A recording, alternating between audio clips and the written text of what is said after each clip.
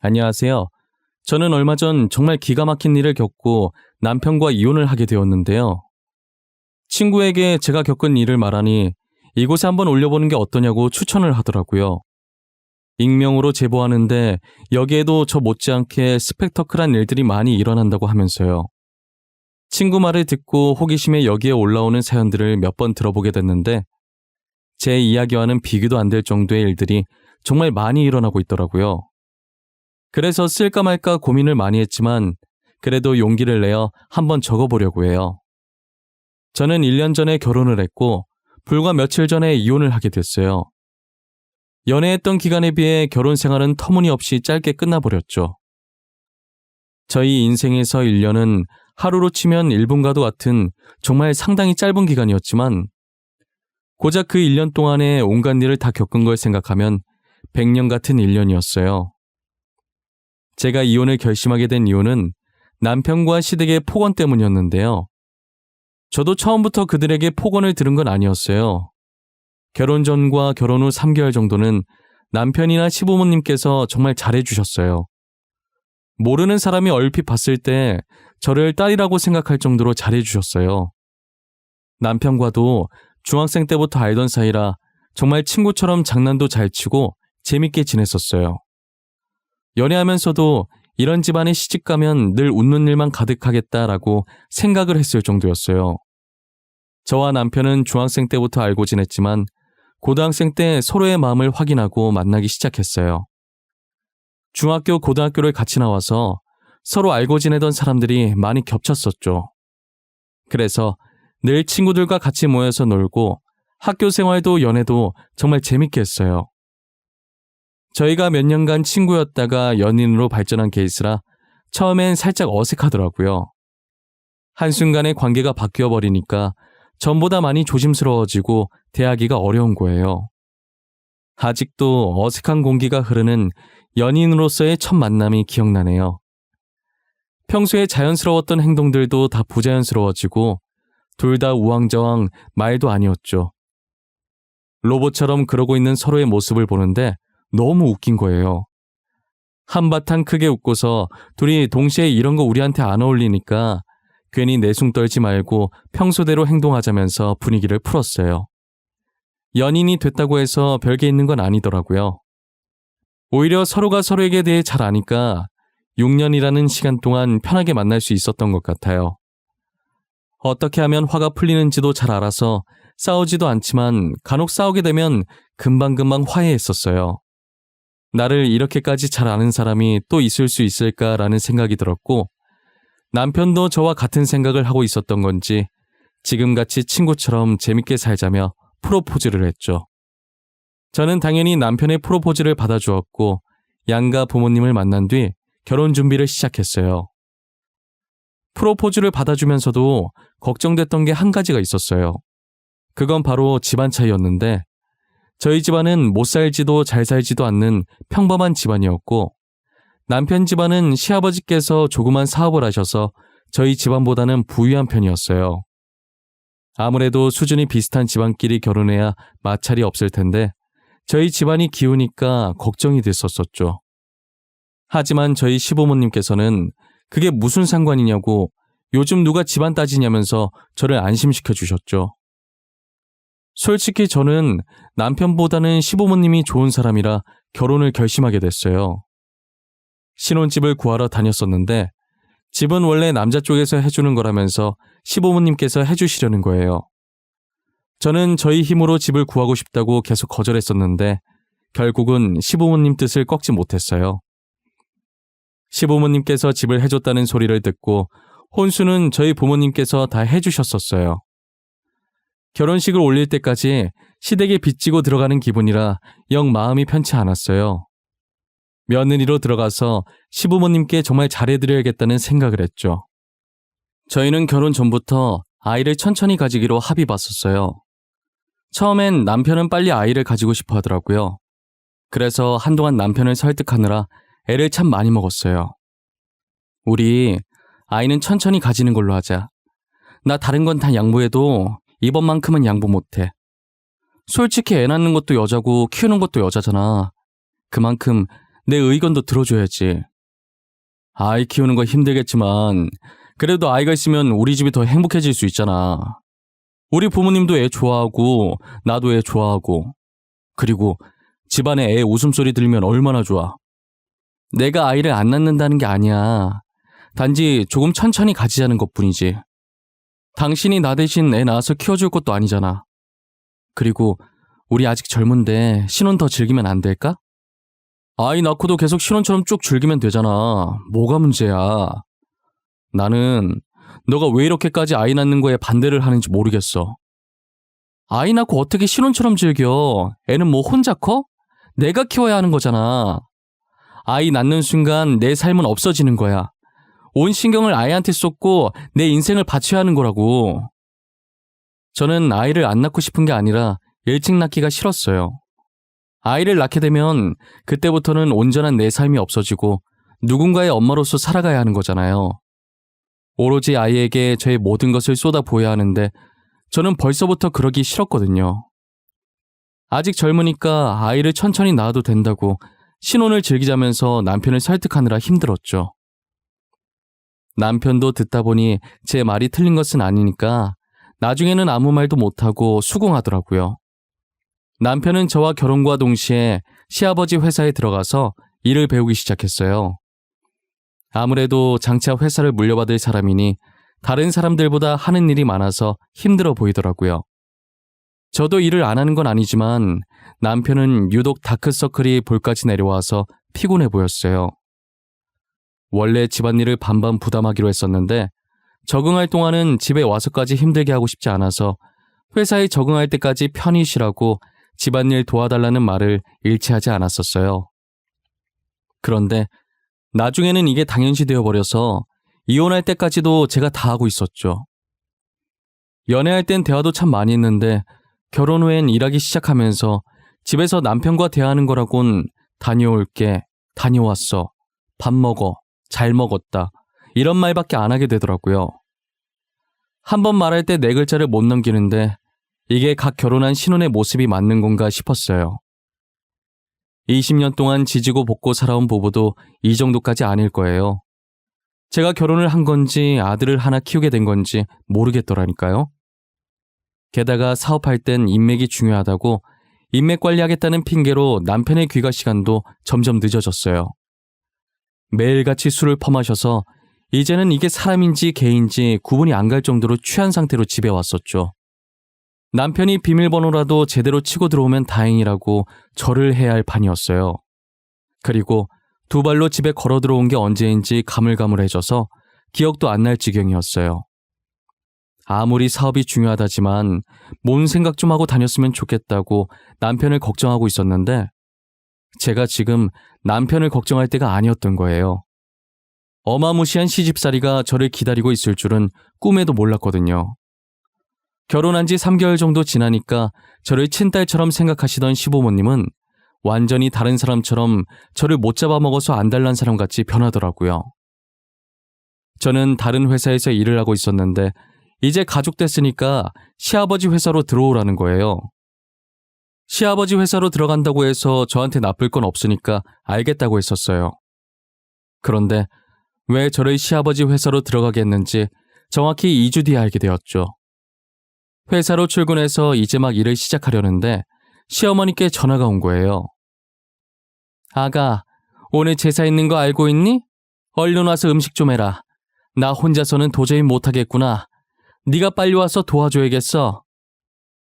어머님, 저 지금 회사에 있어요. 어차피 제사 늦게 하지 않아요? 제가 퇴근해서 음식 만들던지 아님 사가던지 할게요. 사긴 왜 사? 직접 만들어서 올려야지. 빨리 와야 돼. 음식 할 거 많아. 거기 내 남편 회사인 거 잊었어? 너 간다고 해도 아무도 뭐라고 안 하니까 얼른 집에 오너라. 네? 그래도 어떻게 말을 안 하고 나가요? 일단 알겠어요. 그럼 제가 지금 하던 일만 금방 끝내고 갈게요. 얼마 안 걸리니까 조금만 기다려주세요. 여러분들도 대충 눈치채셨다시피 이런 식으로 시도 때도 없이 저를 부려먹기 위해서 일부러 시아버지 회사에 저를 넣어놓으신 거였어요. 그리고 형편이 기우는 저와 남편의 결혼을 허락한 것도 비슷하거나 더 높은 집안은 부려먹질 못하니 저같이 살짝 키우는 집안의 며느리를 들여야 부려먹기 쉬워서였어요. 저는 시어머니께 번번이 저런 전화를 받으면 일하던 걸 내려놓고 시댁으로 달려가야 했죠. 시댁에 있는 강아지 사료 안 주고 왔다고 사료 주고 오라고 전화를 하지 않나, 가스불 끄고 나왔는지 기억 안 난다고 확인 좀 해달라고 하질 않나, 정말 사소한 것도 저를 시키셨어요. 그러다 보니 당연히 다른 직원들은 저를 안 좋은 시선으로 보기 시작했어요. 처음엔 제가 왜 자리를 비우는지 모르니까 시아버지 회사라고 막 다닌다고 쑥덕거렸었어요. 그런데 한 번은 제가 탕비실에서 시어머니께 전화하는 것을 듣고는 불쌍하다고 쑥덕거리기 시작했죠. 차라리 욕먹는 것보단 불쌍하다고 생각하는 편이 더 나았어요. 시어머니한테 종놈 취급받는 것 같아서 저도 제 자신이 불쌍했거든요. 시아버지 생신에도 제가 외식을 하려고 했는데 무슨 소리냐고 저보고 직접 밥을 차리라고 하더라고요. 결혼 후 첫 생신인데 대충 때우려고 한다고 시부모가 물로 보이냐고 하면서 말이에요. 12첩 반상으로 상다리가 부러질 만큼 해오라면서 손가락으로 제 머리를 툭툭 치면서 말씀하시는데 그게 얼마나 기분이 나쁜지 당하지 않으면 모를 거예요. 저는 울며 겨자 먹기로 인터넷에 검색해서 12첩 반상을 직접 다 만들어서 해다 바쳤어요. 힘들게 만들었는데 수고했다는 말도 없이 맛 평가나 하고 있더라고요. 예, 간이 하나도 안 맞잖아. 너는 어째 이거 하나 못 만드니? 잘하는 게 하나도 없어 정말. 도대체 저런 애는 어디서 굴러 들어온 거야? 너네 엄마는 이런 것도 안 가르치고 시집 보냈니? 여보, 그래도 새 아가가 한 성의가 있는데 너무 그러진 말게나. 아가, 나한텐 간이 딱 맞구나. 너도 얼른 와서 숟가락 들지 않고 뭐해? 성의는 무슨, 당신이 뭘 몰라서 그러는 건데 저거 내가 시켜서 억지로 한 거예요. 지 귀찮다고 밖에서 사 먹자고 했다니까요. 시애비 첫 생일인데 사 먹자는 게 말이 되나? 맛있는 거 먹이고 싶은데 음식엔 자신이 없으니까 그랬나 보지.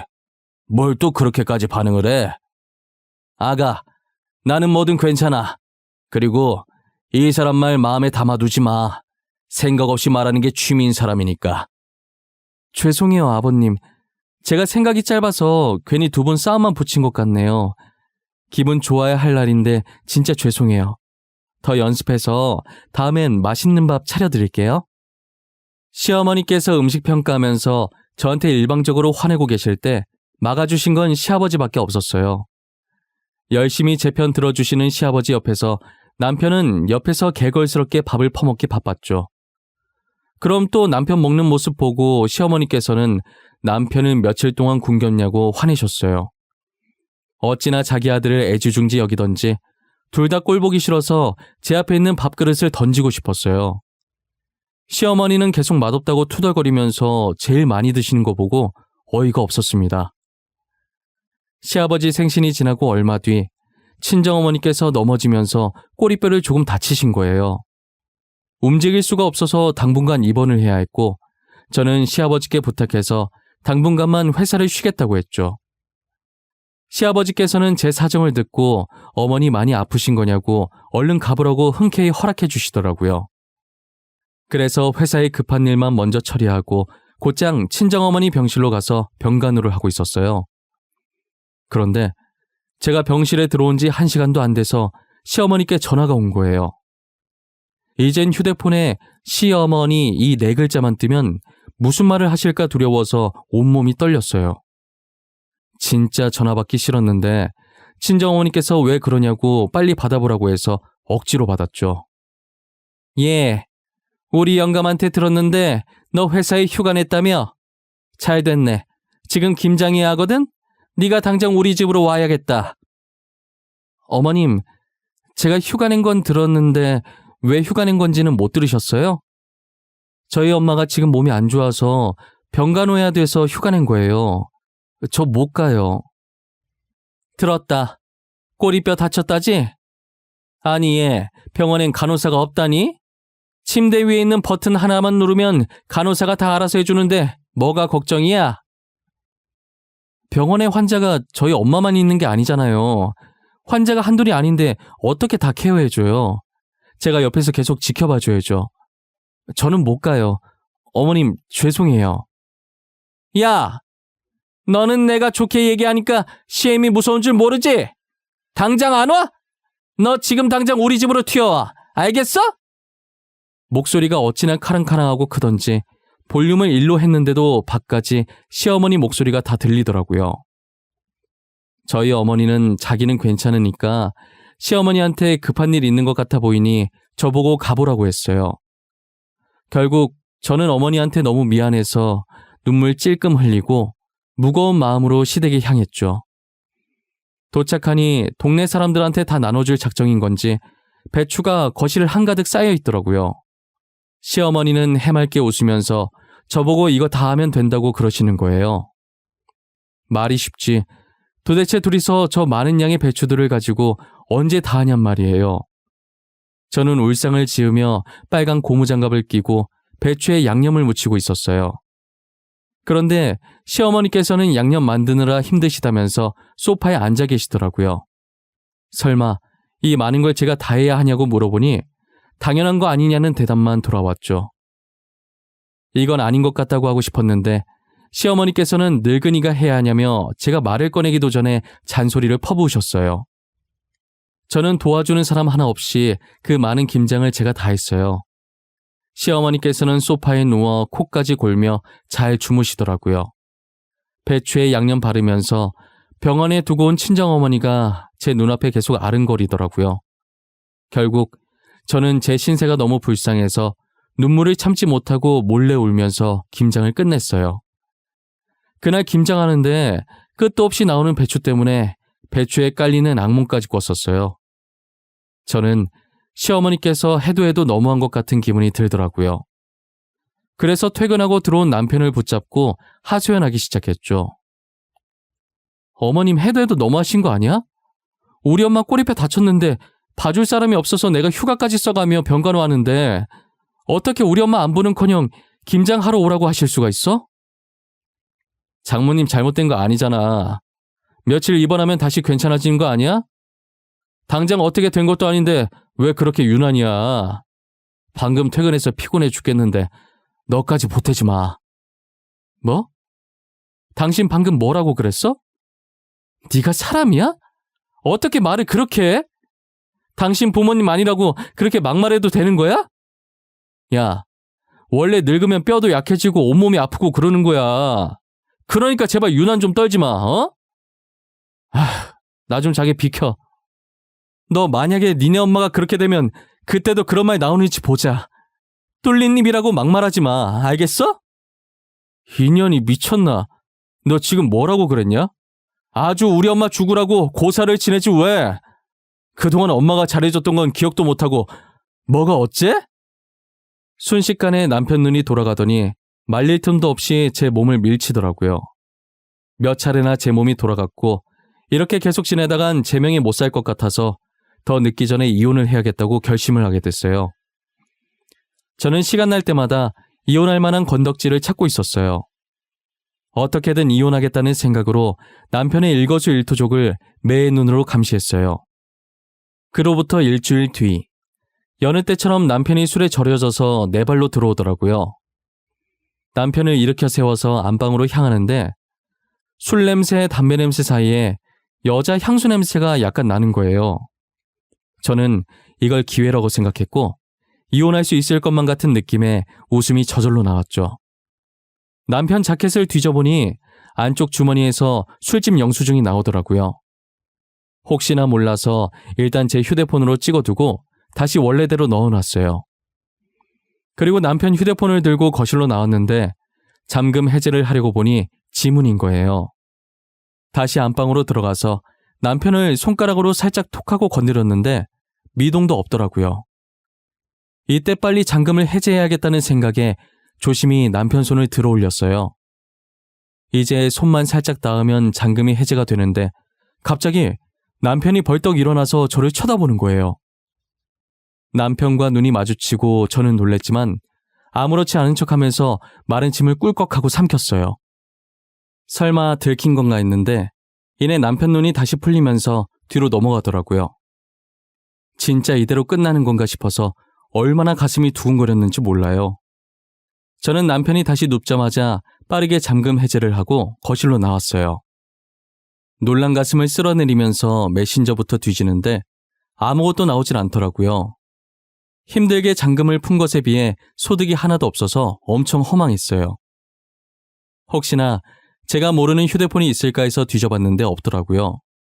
어찌나 철저하던지 휴대폰이나 집안에서는 증거를 찾을 수가 없었어요. 어떻게 증거를 찾아야 할까 고민하던 와중에 찾을 수 없으면 직접 잡아야겠다는 결론을 내렸죠. 저는 남편 영수증에 찍힌 술집에 미리 갔고 근처에서 남편이 오기만을 기다렸어요. 다른 술집에 가면 어쩌나 살짝 걱정하긴 했는데 다행히 남편이 그 술집에 나타나 주더라고요. 처음이자 마지막이라고 오늘 놓치면 또 언제 이런 기회가 올지 모른다고 영원히 이혼할 기회가 오지 않을 수도 있다는 생각으로 긴장을 늦추지 않았어요. 남편이 술집에 들어가는 모습을 영상으로 담기 시작했어요. 그리고 남편이 나올 때까지 같은 자리에서 움직이지도 않고 또 하염없이 기다렸죠. 1시간 정도 지났을까 남편이 한 여자와 함께 술집에서 나오더라고요. 혹시라도 놓칠세라 빠르게 핸드폰을 들어서 영상으로 담았어요.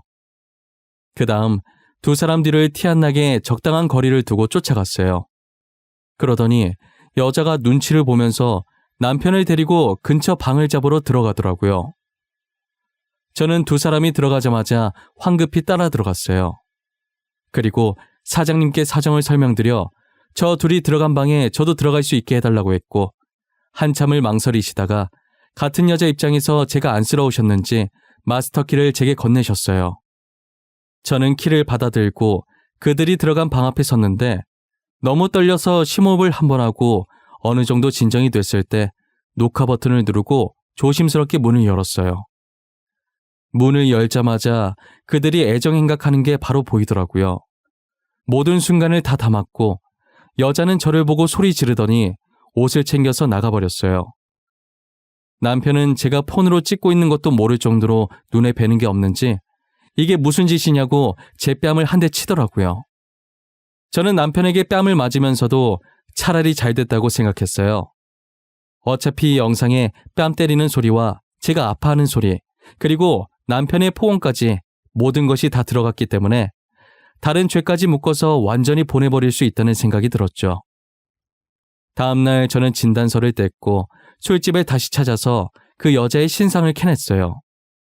남편이 시아버지 회사에 들어가면서부터 이 술집에 방문해서 그 여자와 자주 만나다 보니 안면을 트고 조금씩 친해져서 내연관계로 사랑을 키워온 거예요. 술집 직원들도 둘이 만나는 걸 다 알고 있었더라고요. 원래 그런 일 하면 이런 내연관계쯤은 흔하니까 그런가 보다 한 거죠.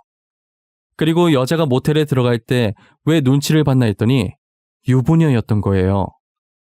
그 사실을 알고 이혼 소송하러 가기 전에 상간녀의 남편을 찾아갔어요.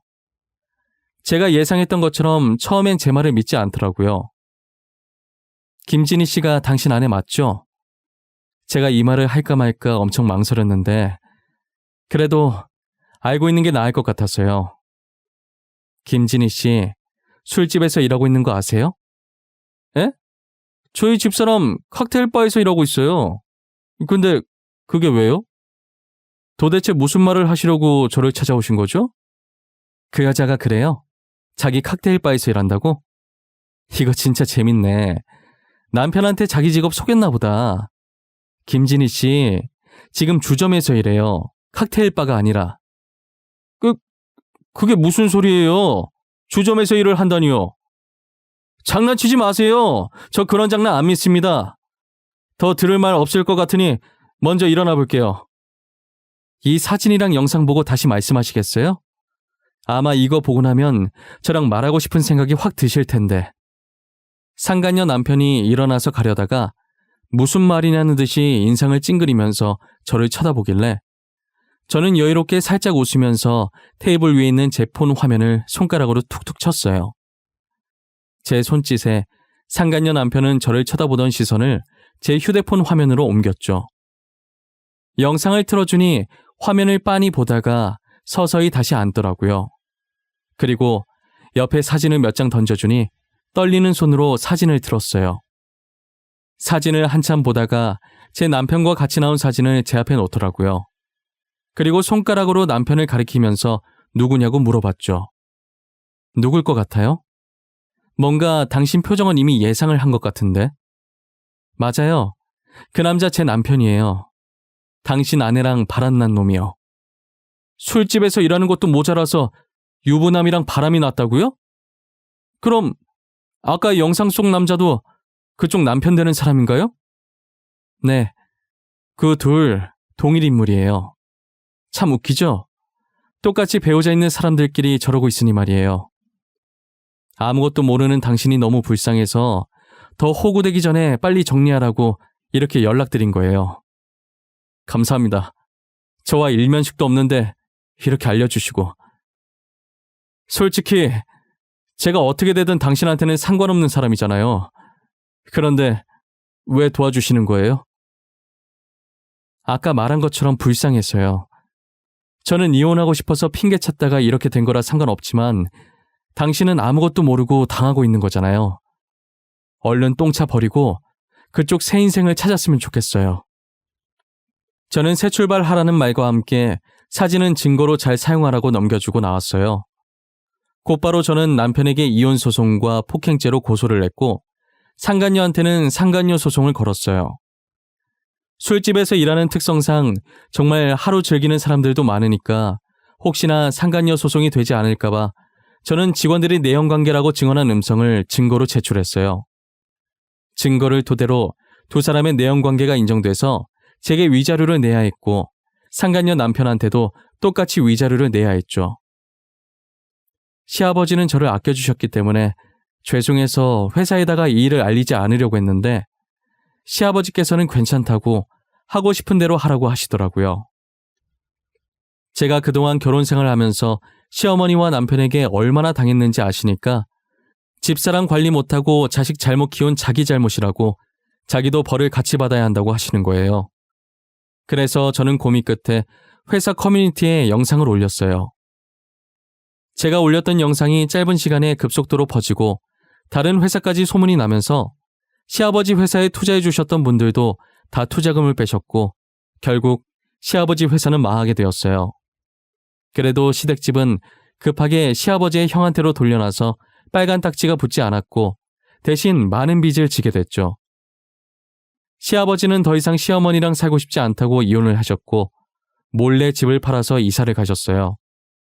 한순간에 모든 것을 잃은 시어머니와 남편은 지금 뭘 하면서 살고 있는지 모르겠네요.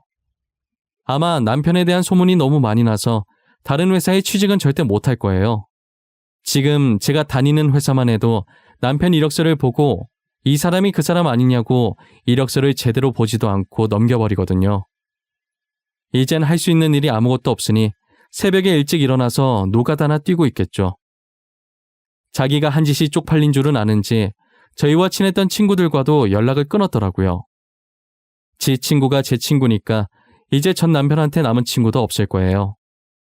제 친구들은 제 이야기를 듣고 그런 집안에서 그동안 어떻게 참았냐고 잘했다고 나 같았어도 그렇게 했겠다고 저를 위로해 주었어요. 그래도 가끔 시아버지 생각이 나긴 해요. 지옥 속에 있던 한 줄기 빛이 시아버지였으니까요. 이사 가신 후로 잘 지내고 계신지 모르겠네요. 저는 이 이야기를 여기서 마지막으로 하고 앞으로는 제 기억에서 이 기억은 없애려고 해요. 안 좋은 기억 계속 들고 있어봤자 저한테 좋을 게 아무것도 없잖아요. 이 날을 생각할 바엔 그 시간에 저를 위한 일을 하나 더 하려고 합니다.